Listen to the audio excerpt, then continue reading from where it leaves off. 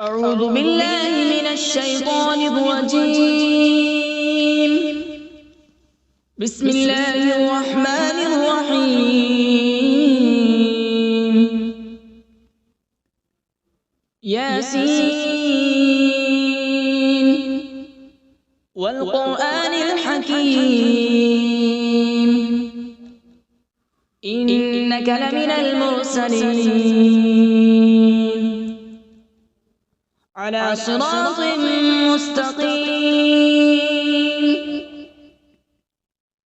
تنزيل العزيز الرحيم لتنذر قوما ما أنذر آباؤهم فهم غافلون. لقد حق القول على أكثرهم فهم لا يؤمنون. إنا جعلنا في أعناقهم أغلالا فهي إلى الأذقان فهم مقمحون. وجعلنا من بين أيديهم سدا ومن خلفهم سدا فأغشيناهم فهم لا يبصرون. وسواء عليهم أأنذرتهم أم لم تنذرهم لا يؤمنون. إنما تنذر من اتبع الذكر وخشي الرحمن بالغيب فبشره بمغفرة وأجر كريم. إنا نحن نحيي الموتى ونكتب ما قدموا وآثارهم وكل شيء أحصيناه في إمام مبين. واضرب لهم مثلا أصحاب القرية إذ جاءها المرسلون إذ أرسلنا إليهم اثنين فكذبوهما فعززنا بثالث فقالوا إنا إليكم مرسلون. قالوا ما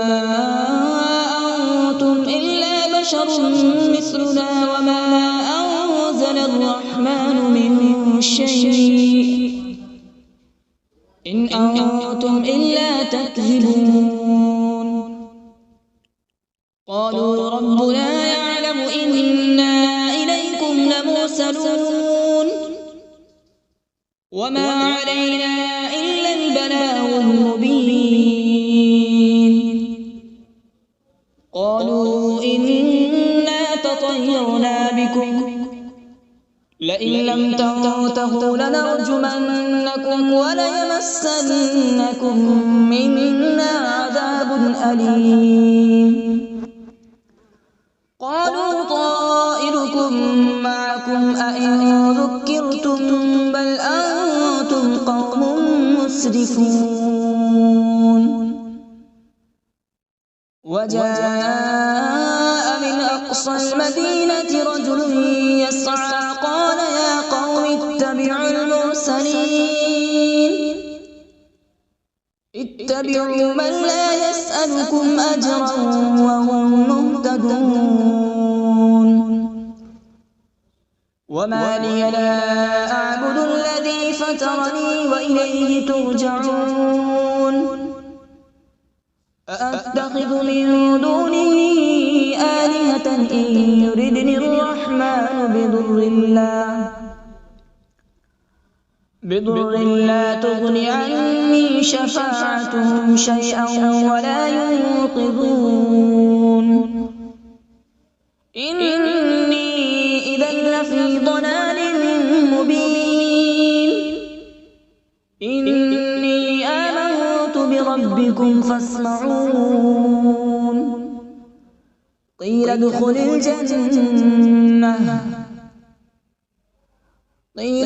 الجنة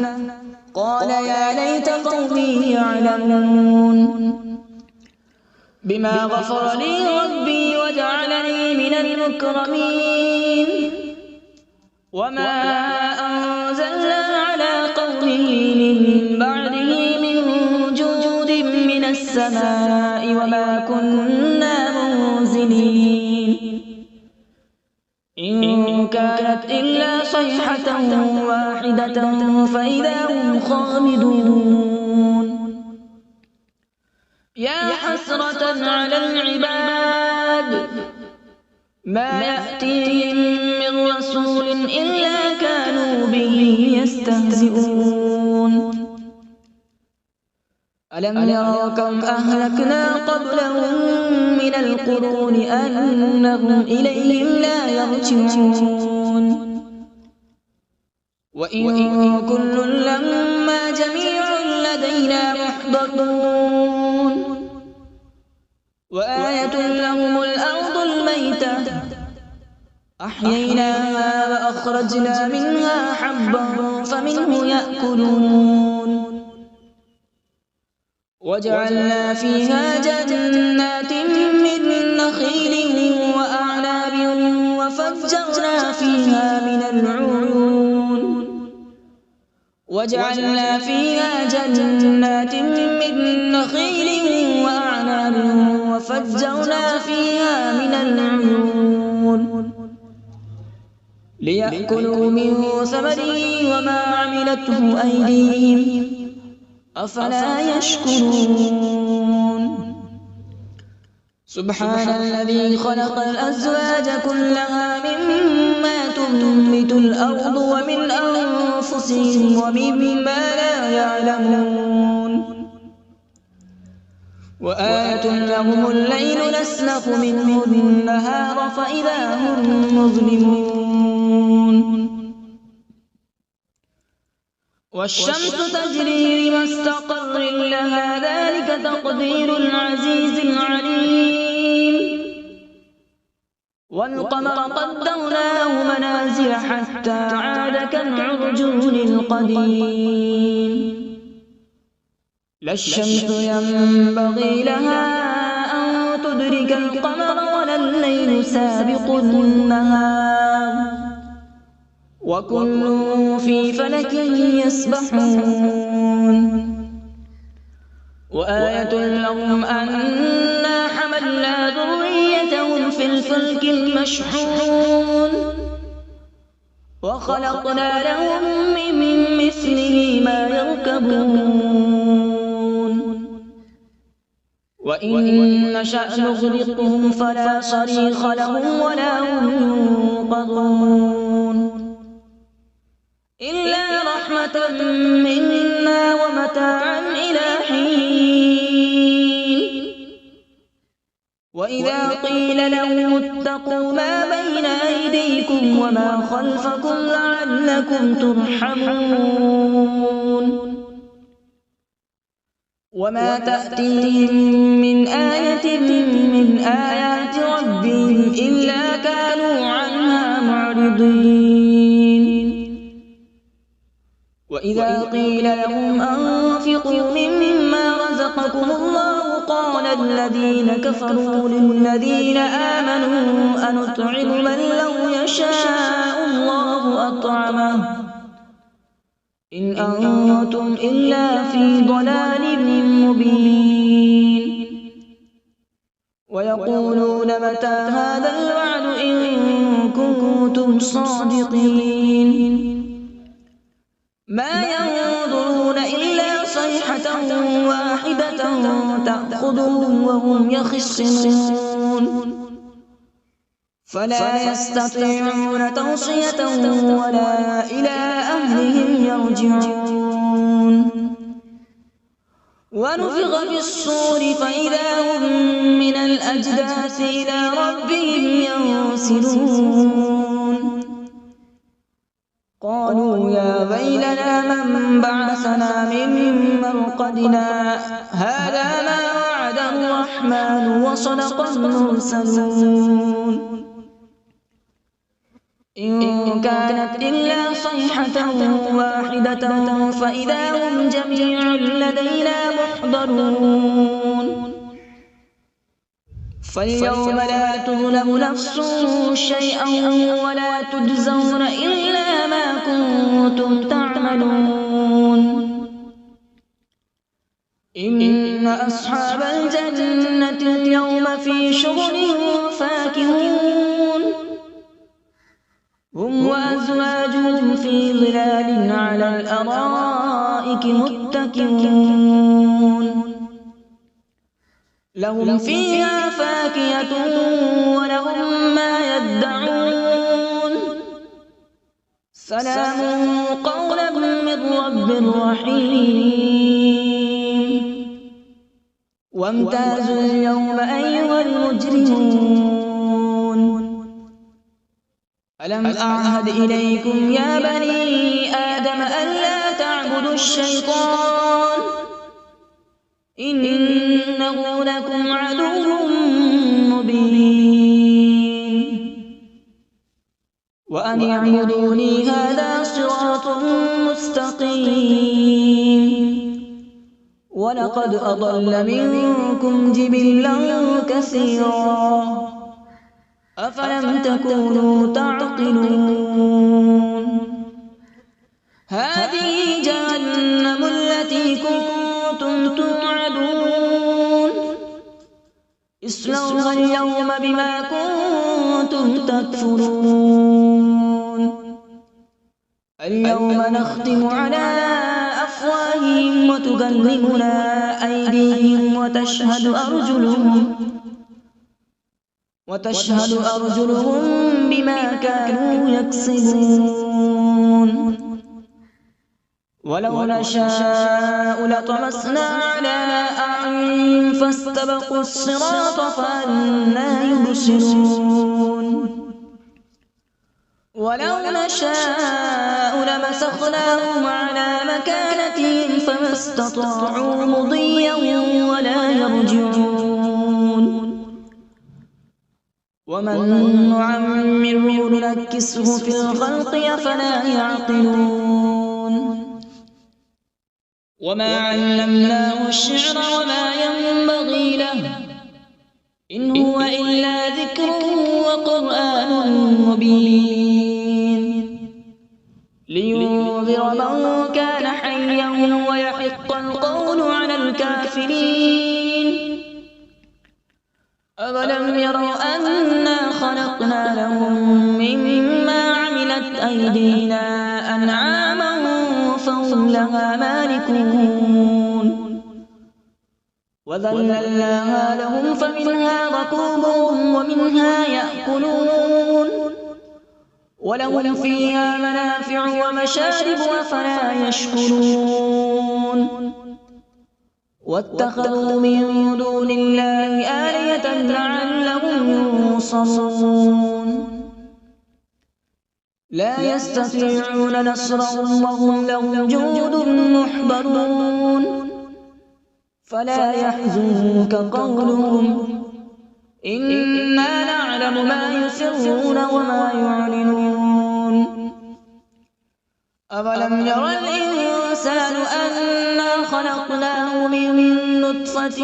فإذا هو خصيم مبين وضرب لنا مثلا ونسي خلقه قال من يحيي العظام وهي رميم قل يحييها الذي أنشأها أول مرة وهو بكل خلق عليم الذي جعل لكم من الشجر الأخضر نارا فإذا أنتم منه توقدون أوليس الذي خلق السماوات والأرض بقادر على أن يخلق مثلهم بلى وهو الخلاق العليم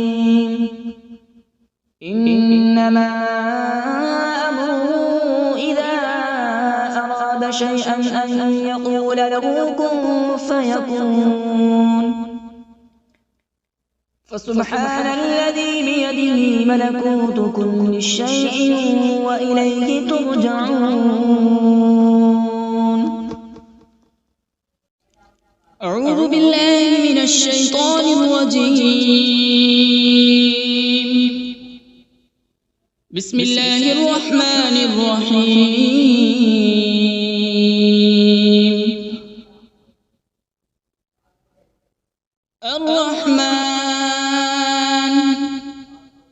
علم القرآن خلق الإنسان علمه البيان الشمس والقمر بحسبان والنجم والشجر يسجدان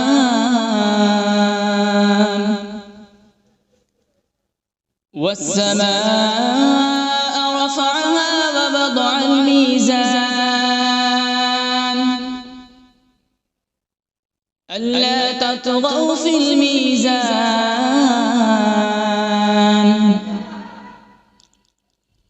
وأقيموا الوزن بالقسط ولا تخسروا الميزان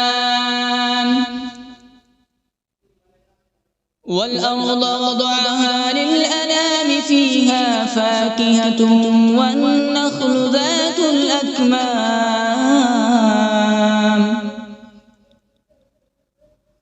والحب ذو العصف والريحان فبأي آلاء ربكما تكذبان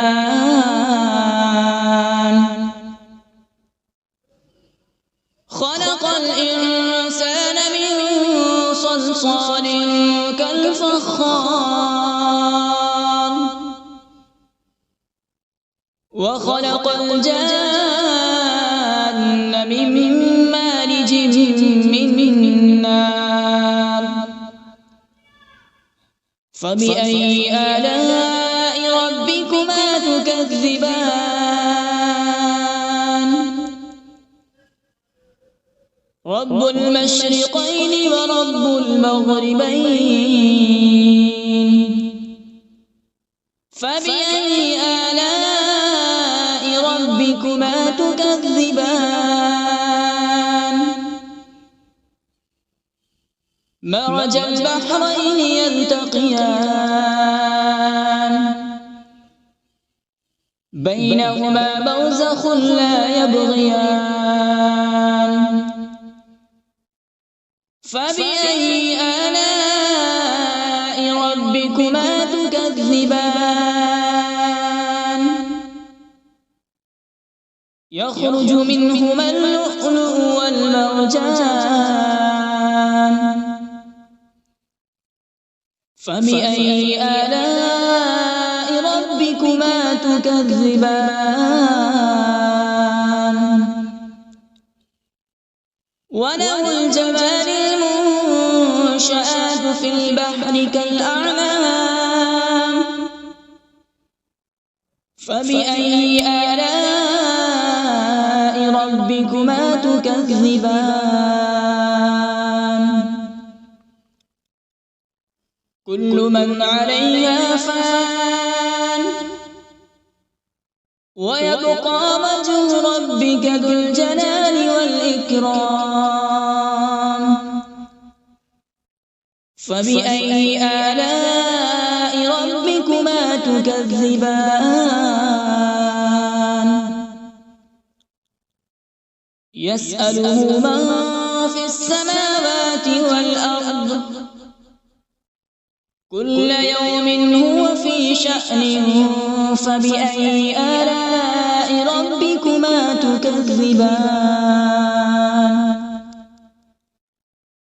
سنفرغ لكم أيها الثقلان فبأي آلاء ربكما تكذبان يا معشر الجن والإنس إن استطعتم أن تنفذوا من أقطار السماوات والأرض فانفذوا لا تنفذون إلا بسلطان فبأي آلاء ربكما تكذبان يرسل عليكما شواظ من نار ونحاس فلا تنتصران فبأي آلاء ربكما تكذبان فإذا انشقت السماء فكانت وردة كالدهان فبأي آلاء ربكما تكذبان فيومئذ لا يسأل عن ذنبه إنس ولا جان فبأي آلاء ربكما تكذبان يعرف المجرمون بسيماهم فيؤخذ بالنواصي والأقدام فبأي آلاء ربكما تكذبان هذه جهنم التي يكذب بها المجرمون يطوفون بينها وبين حميم آن فبأي آلاء ربكما تكذبان ولمن خاف مقام ربه جنتان فبأي آلاء ربكما تكذبان ذواتا أفنان فبأي آلاء ربكما تكذبان فيهما عينان تجريان فبأي آلاء ربكما تكذبان فيهما من كل فاكهة زوجان فبأي آلاء ربكما تكذبان متكئين على فرش بطائنها من استبرق وجنى الجنتين دان فبأي آلاء ربكما تكذبان فيهن قاصرات الطرف لم يطمثهن إنس قبلهم ولا جان فبأي آلاء ربكما تكذبان كأنهن الياقوت والمرجان فبأي آلاء ربكما تكذبان هل جزاء الإحسان إلا الإحسان فبأي آلاء ربكما تكذبان ومن دونهما جنتان فبأي آلاء ربكما تكذبان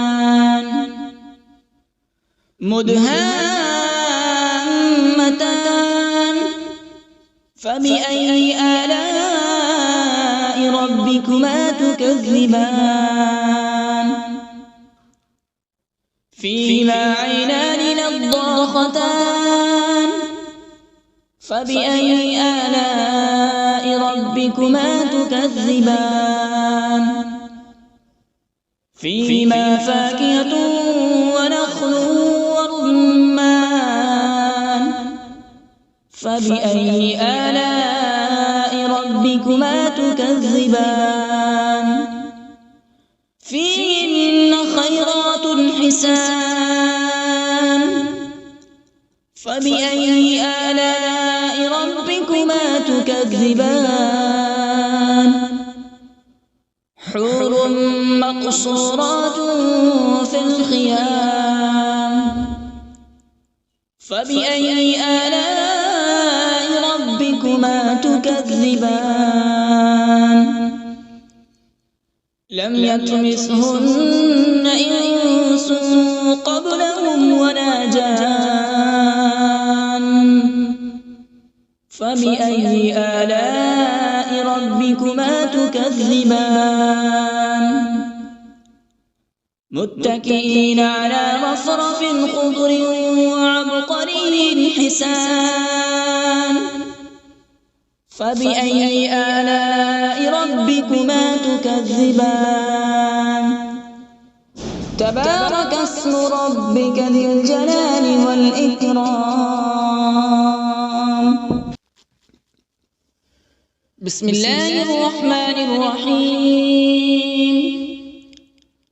تبارك الذي بيده الملك وهو على كل شيء قدير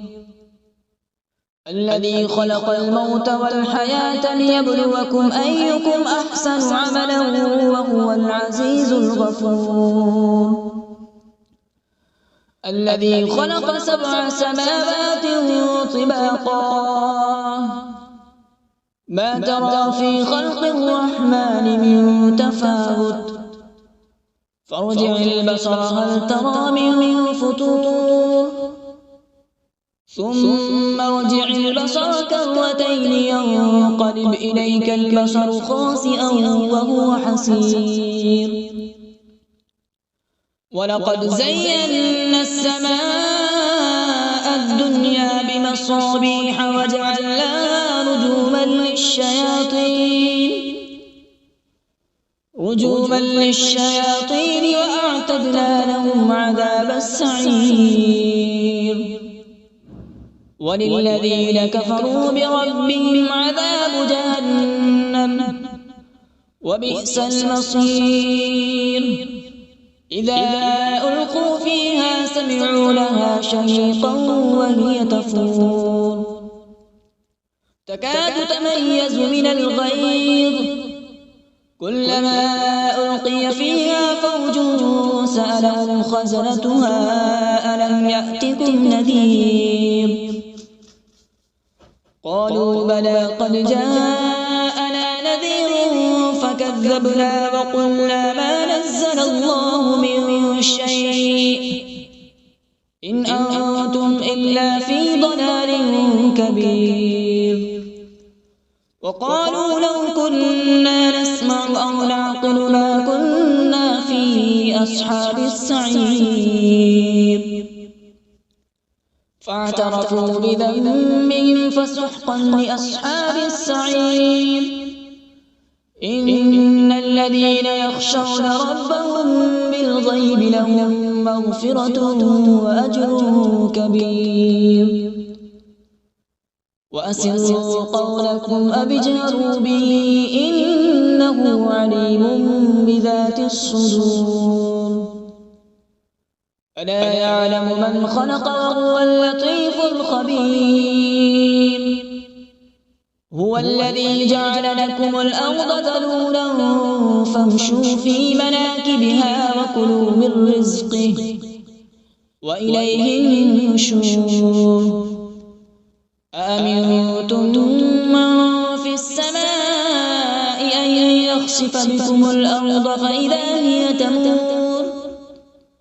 أم أمنتم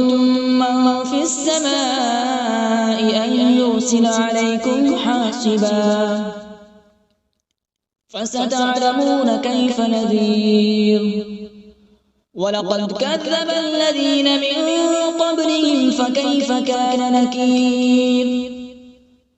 أولم يروا إلى الطير فوقهم صافات